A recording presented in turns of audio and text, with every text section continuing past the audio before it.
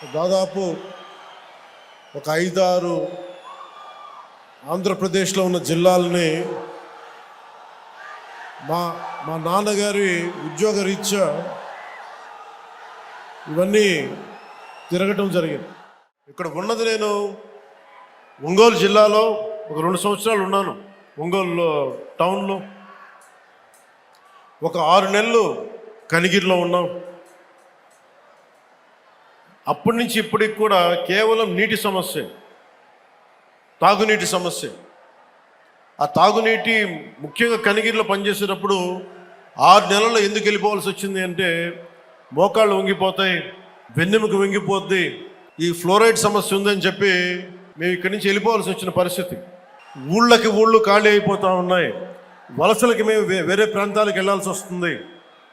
ఇలాంటి నేపథ్యంలో మీ ఆవేదన, మీ కష్టం, మీ బాధ బాగా అర్థం చేసుకున్నవాడిని.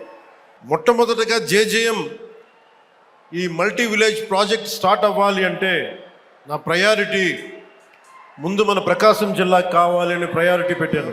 ఈ రోజున జేజేఎం ప్రాజెక్ట్ మొదటి విడత మనకి 1390 కోట్లతోటి మన ప్రకాశం జిల్లాలో మొదలు పెడుతున్నామంటే దానికి మీరు మా మీద పెట్టుకున్న నమ్మకం, కేంద్ర ప్రభుత్వం మన మీద ఉంచిన నమ్మకం. మన ప్రకాశం జిల్లాలో చేపడుతున్న అతిపెద్ద తాగునీటి సరఫరా పథకం ఈరోజు మనం జల్ జీవన్ మిషన్ ద్వారా చేపడుతున్నాం. 1290 కోట్లతోటి ప్రకాశం జిల్లాలో 7 నియోజకవర్గాలు ఎర్రగొండపాలెం, గిద్దలూరు, మార్కాపురం, కనిగిరి, కొండేపి, కందుకూరు, దర్శి అసెంబ్లీ నియోజకవర్గాల పరిధిలో 18 మండలాలు 578 గ్రామాల్లో ఉన్న జనాభాకు వచ్చే 30 సంవత్సరాల పాటు ఈ పథకం ఫస్ట్ ఫేజ్ ద్వారా తాగునీటిని అందించబోతుంది. దీనికోసం ఒక water treatment plant, 19 సంపులు, 31 over head balancing రిజర్వాయర్లు, 334 ఓవర్ హెడ్ ట్యాంకులు, 5000 కిలోమీటర్ల మేరకు పైప్ లైన్లు వేసి శ్రీ పూల సుబ్బయ్య వెలిగొండ ప్రాజెక్ట్ నుండి ప్రజలకి, మన ప్రకాశం జిల్లా ప్రజానికానికి నీరు అందజేయబోతున్నాం.